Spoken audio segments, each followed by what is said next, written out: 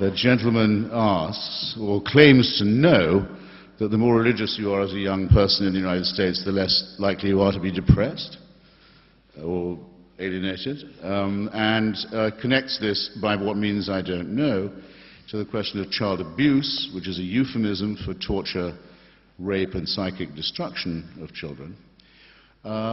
Well, it is said that the Mormon Church has a lower incidence of misery in family life and higher motivations. That might, for all I know, be true, but it doesn't alter the fact that Joseph Smith's fake religion is an outrageous imposture on human reason and dignity. It's a cult. This says absolutely nothing at all about the value of religion, let alone its validity morally or philosophically.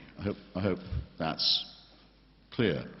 Since you've brought up the question of the rape and torture and psychic destruction of the lives of children, it's awkward because I know my vis-a-vis, Dr. Haldane, is a practicing Roman Catholic.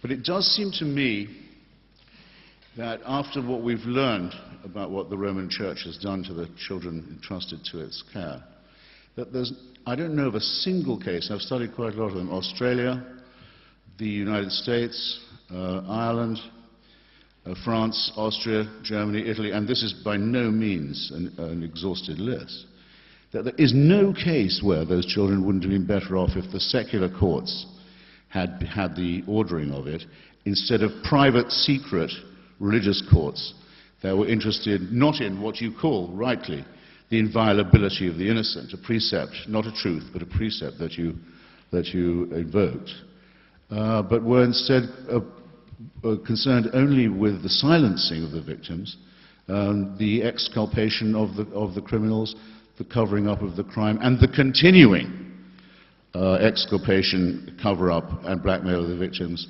now practiced by the very head of this church himself, a man who his followers believe to be the vicar of Christ on earth. I ask you, who can think of this as other than a grotesque parody of even the most elementary principles of decency, ones which we don't have to be taught? Who doesn't know that the rape and torture and desecration of children is wicked, is an iniquity? And how I'm never going to be told again by the Roman Catholic Church that I wouldn't know good from evil if it wasn't for them. I'm sorry.